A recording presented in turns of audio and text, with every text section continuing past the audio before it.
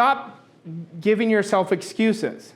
I don't like the word lazy. I don't think people are lazy. I think they're unaware. I think there's a big difference. I think they're unaware and they don't have a strong enough want that makes them do the disciplines. So I don't think they're in love with a future. We have to fall in love with our future. Like, you've got to spend time in building your future self. You've got to create a story.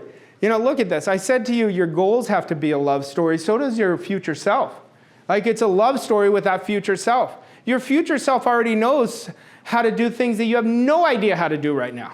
We have to have a goal that we love. A lot of people will say, I want to earn $100,000 a month, $200,000, $300,000 a month. And I say, why? But there's nothing there. I said, that's not a good goal for you.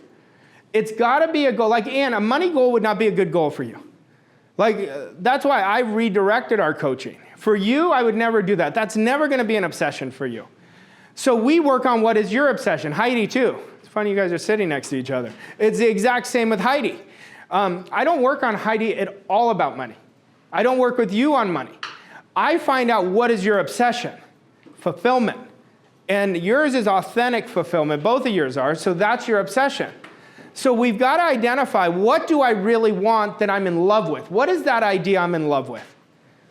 You know, but it has to be a magnificent obsession.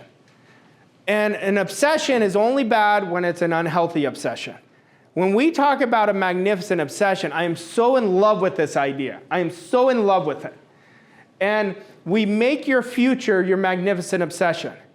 So the present right now is meaningless unless it's connected to the future. If it's connected to the past, you just lost. You just lost. You bring the future in the present right now. Right now.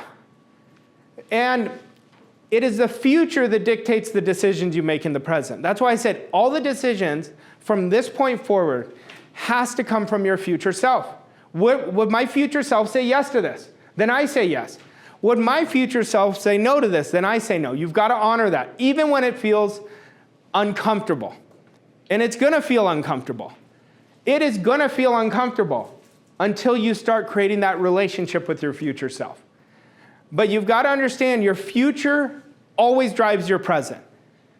You'll watch somebody who has no energy, and they're just kind of getting through the day. They're more or less existing because they're not in love with their future.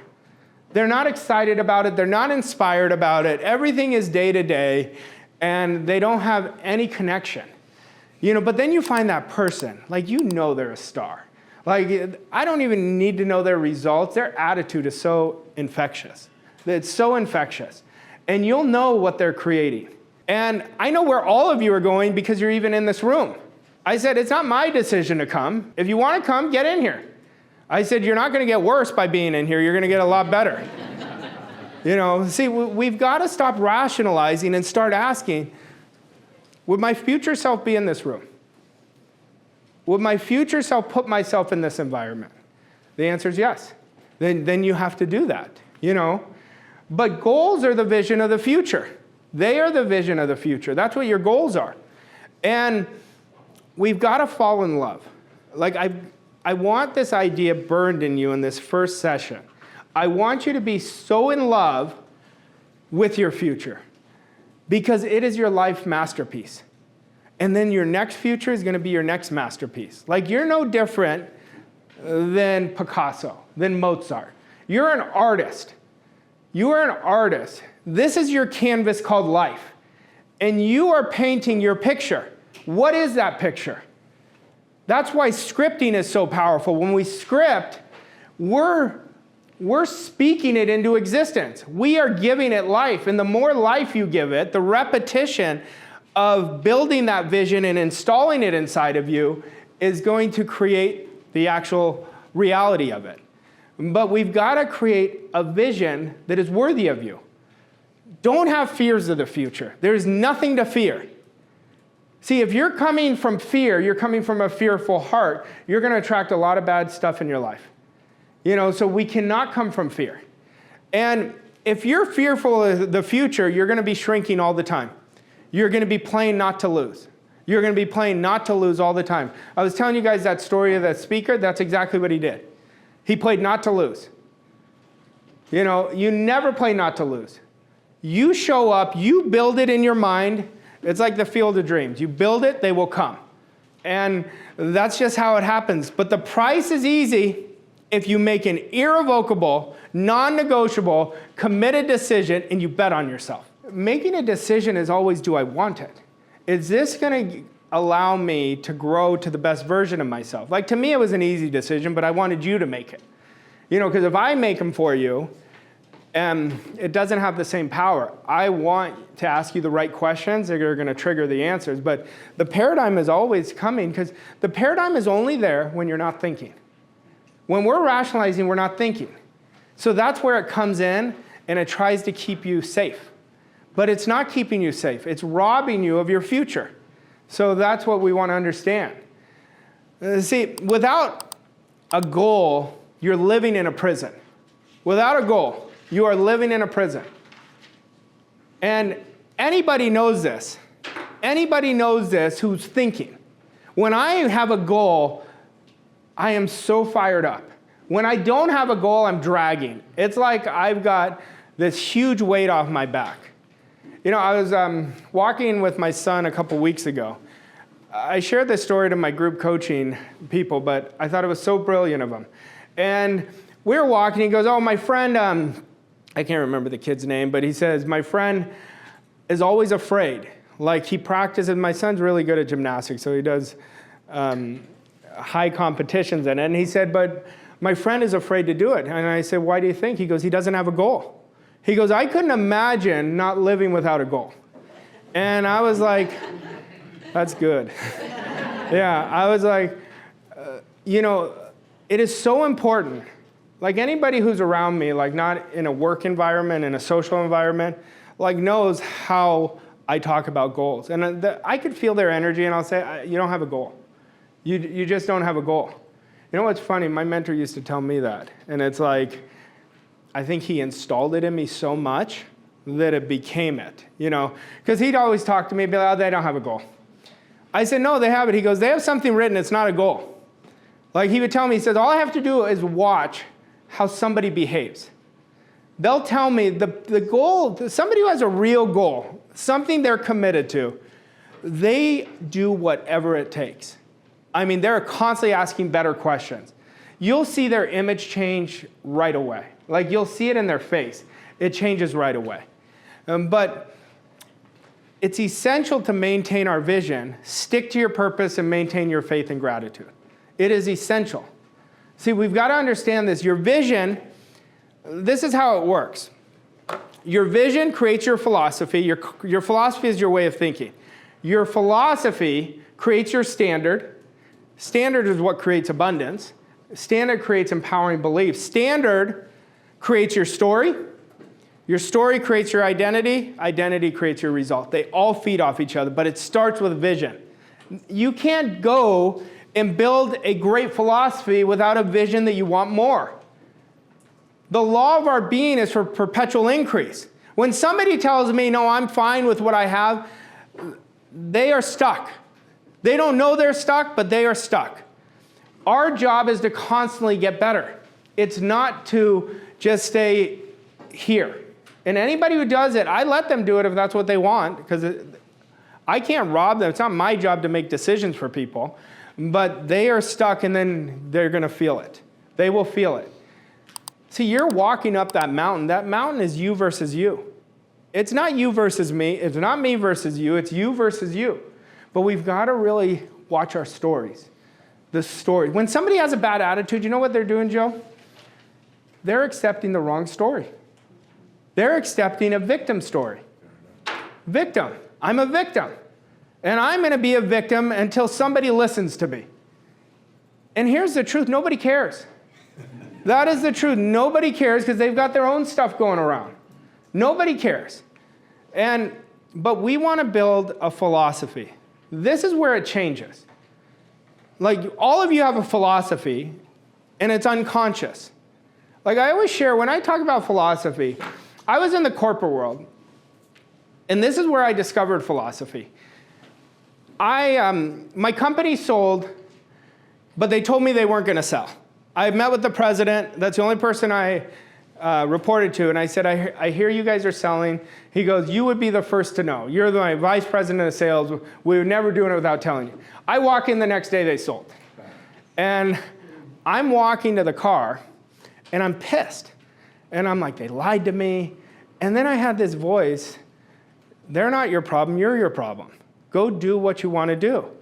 And in that instant, like I always think I was doing the walk of shame, because I was so in victimhood.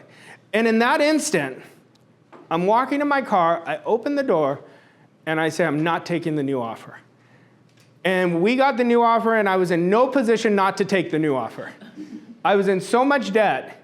I come home that very same day, foreclosure sticker on my garage.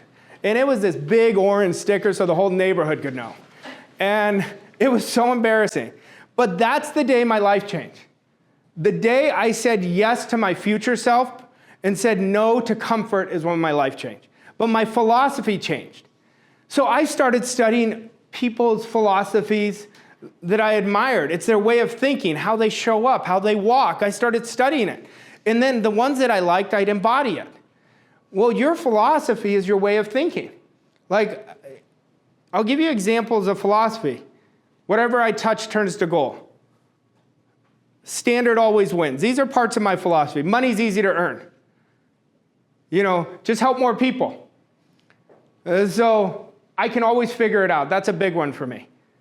I can always figure it out. So we have these philosophies, but we want to upgrade our philosophy. Because your philosophy is giving you reasons to practice your disciplines. Philosophy is your underlying belief system. It's deciding how do I want to live. That's what philosophy is. So you want to spend time, and even if you came here 6 months ago, or even if you came here, what month are we? When did we? January. What philosophy can I upgrade? What philosophy is outdated now? Your philosophy is forever changing. Like, I don't have the same philosophies that I had. I have some of the same. Another philosophy is always play the and game of my life. It's not or, it's this and this. A lot of people say I have to do this or this. It's and. You play the and game in your life. So decision-making became part of my philosophy. Like, I'm great at making decisions. I'll give you an example of this. My wife and I were I played golf, and my family met me afterwards. I'm a huge AC/DC fan. And I was so excited they're going on concert. They're not coming to the US. So we're sitting there, and I start looking at places. They're in Spain. I said, get online, let's buy the tickets. And she goes, what are you talking about? And I said, we're going to London. But she said, well, let's get the ticket. I said, no, buy the ticket first. It'll put us on the hook. So we bought the tickets, and then the next day we got the flights. I don't even think we have hotels yet. But that's how I make decisions. I do it right away. But it's always because I want to do it.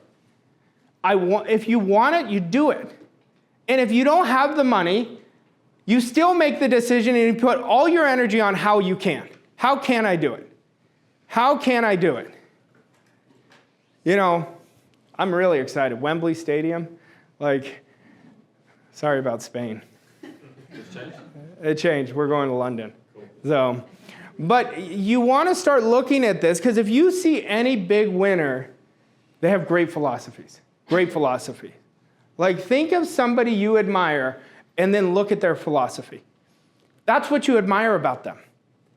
That philosophy is what creates your beingness. It's your way of thinking. It's automatic thinking. They're not hesitating. They're very comfortable with who they are. There's a reason they're comfortable with who they are, because they have a really strong foundation, and that's the philosophy. The philosophy creates your standard. The standard creates your story. The story creates your identity, and the identity creates your results. So you have to look at this. Take this really seriously about philosophy. It is building your belief system. And what did we say? We have to upgrade beliefs, upgrade skills. Your philosophy is what builds your disciplines. And your disciplines is what makes your standards so strong. So a new life philosophy requires you to think outside the box. when you're building a new philosophy, you're not comfortable with it. It's not your normal way. Your program is going to fight you with that new philosophy. That makes no sense. I just came here in January. Why would I come back in March? But then she upgraded her thinking, and she's here. See, your philosophy is ever moving. Every year it's going to change. Really, it could be a lot quicker than every year. Every year it's changing. And as you become more aware, deliberate, and intentional, that's where the big changes happen.